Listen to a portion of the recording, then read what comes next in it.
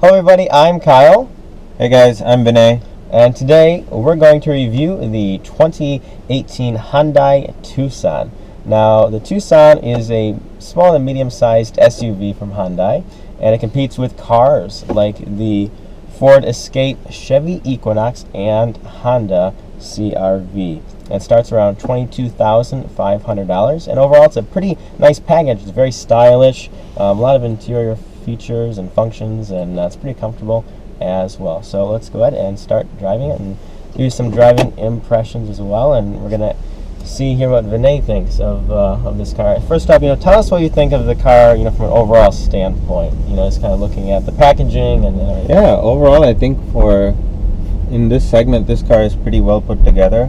Having personally owned a Ford Escape and driven cars like the Nissan Rogue, I feel like this car is very well equipped in its segment.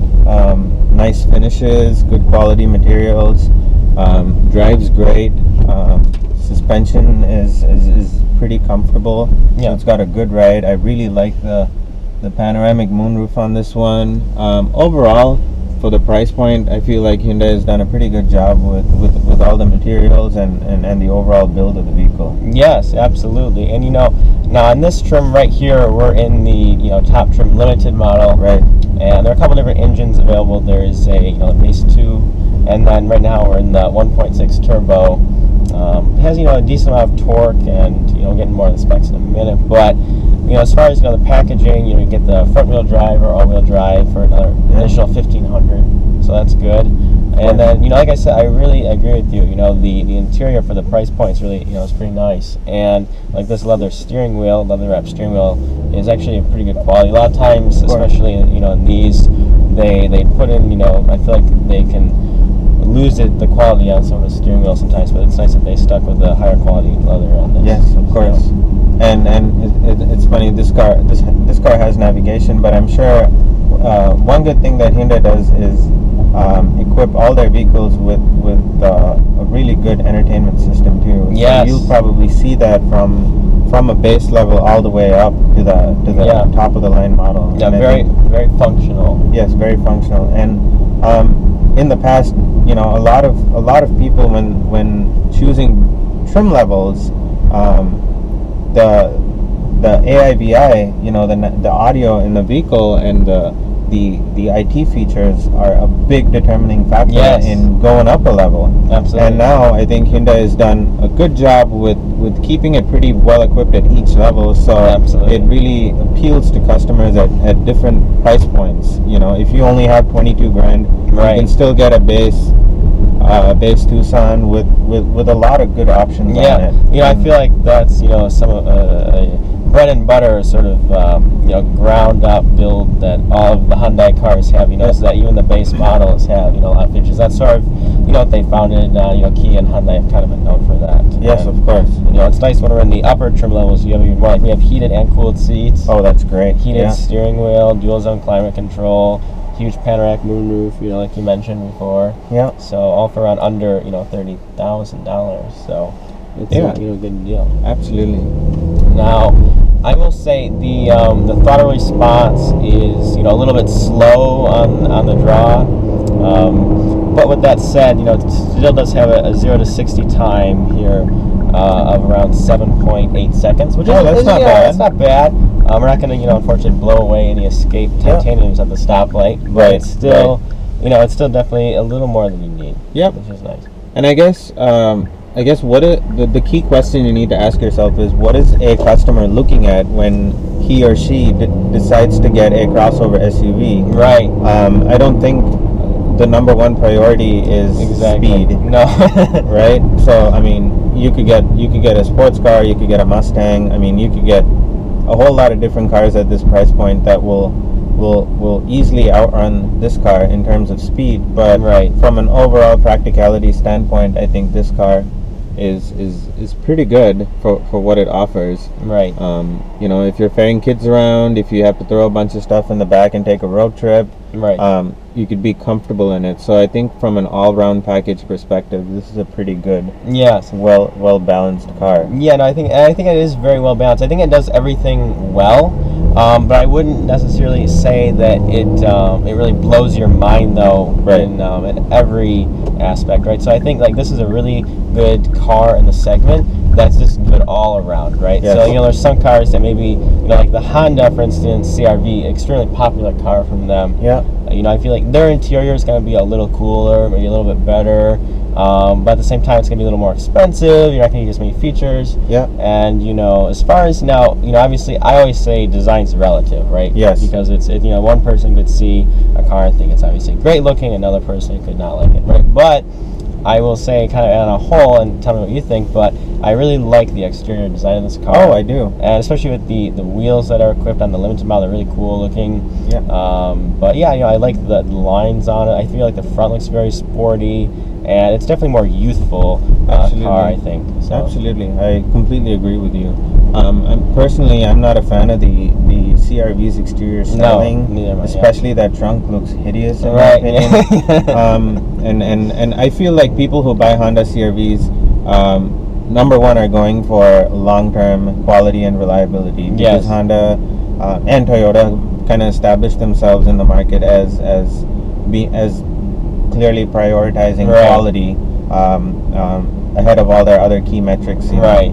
However, having said that, Hyundai is, has in the recent past has really stepped up the game in terms of quality and reliability scores and dependability. Yes. So I think it would not be right to assume that if you were buying a Hyundai, you were going to sacrifice quality and reliability Right. for style and creature comforts. Right. That's definitely not the case, especially their powertrain warranty. They probably have the Yes, best warranty well, in the business. That's actually what I was just going to bring up, is that they really do back that up with their their warranties with industry leading best warranties. Yeah. Not only just from bumper to bumper, but a 10-year, 100,000-mile powertrain man. warranty too. So you really can't beat that. Yeah, Absolutely. And I don't think anybody offers that. No, it's really something else. And it's as far as a cost perspective, you can basically think, all right, I'm not going to have really any major expenses on this car for 10 years. Yeah. Or Yeah. what have you. So that's, I believe, something that people don't always. I feel like a lot of people, when they buy a car, they don't really pay a lot of attention to the warranty, especially a newer car. They're like, I'm just going to buy this new car, I'll be fine. Yeah. But obviously, at the end of the day, it's a very important aspect. Yeah. So. And Hyundai, I know, has been trying really hard to kind of get to that Toyota, Honda, Nissan mark, Yes. in terms of their reputation as an automaker. And sometimes it almost makes sense to go with a brand like that that's really trying to establish itself, and it's trying to make a name for itself, because I feel like they're in that stage of their evolution where they're actually going to be spending more time and more money and more effort into really solidifying the brand and making sure that that brand is going to really stand out for the customers. Yes, absolutely. No, absolutely. And that's, like you said, when they're trying to establish themselves as, a market leader in that area, they are going to be spending, like you said, more time to get to that spot.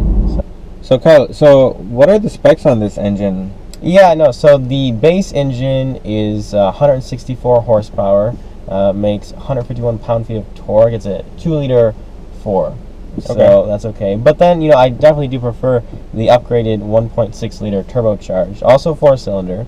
Produces a little more horsepower at 175, but it does have 195 pound-feet of torque, which comes in obviously at a really low, around 1,500 RPMs. So that obviously gives you, a lot of off-the-line, Of course. pull, push, if you will, which is obviously, really good, especially, you're doing a lot of the city driving. Great That's for city where, driving. Yeah, that's where you're going to be doing, a lot of, you're going to be feeling that. So, that's important.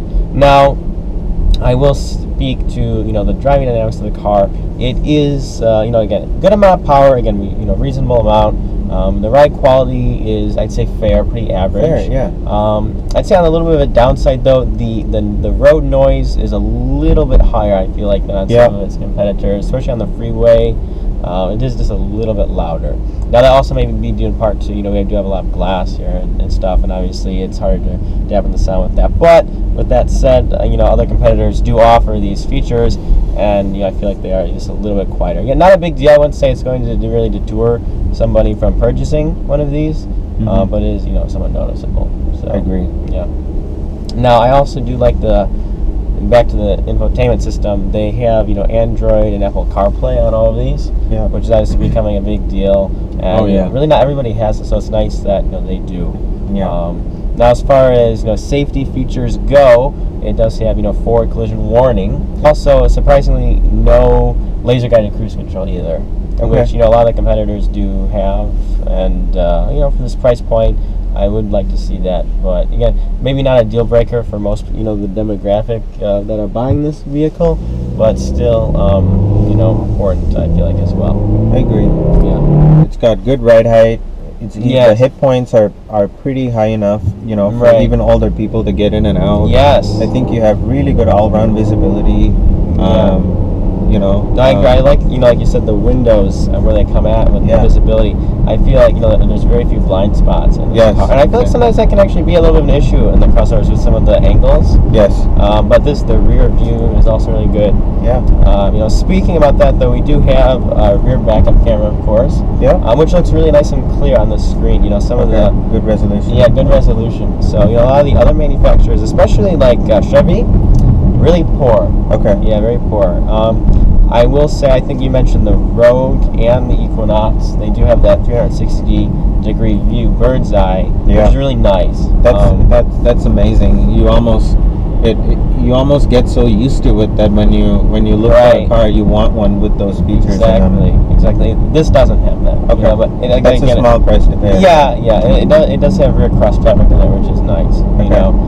But with these wheels, I can see it being really easy to scuff them up on the curbs. Yeah. So that would have been nice. But and this car is also it's getting towards the end of its design cycle, of its life cycle. When's the next major? Well, I'm not sure yet. They're not sure exactly yet on when that's going to be. But they did just come out with the new Kona.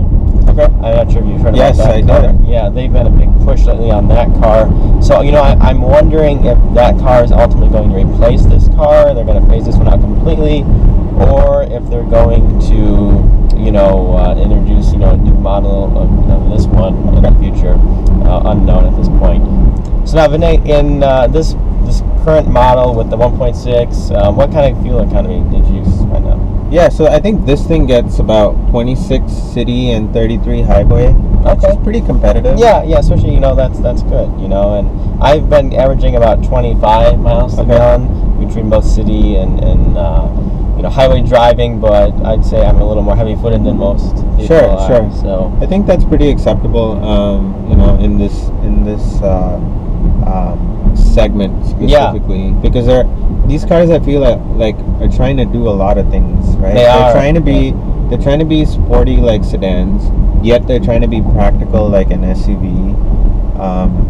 And I mean, obviously with the increased ground clearance for these crossovers, there is some sacrifice to fuel economy. Right. But I mean, I really think that it's a small price to pay for everything else that it has to offer, from an all-round perspective, from a package. Absolutely.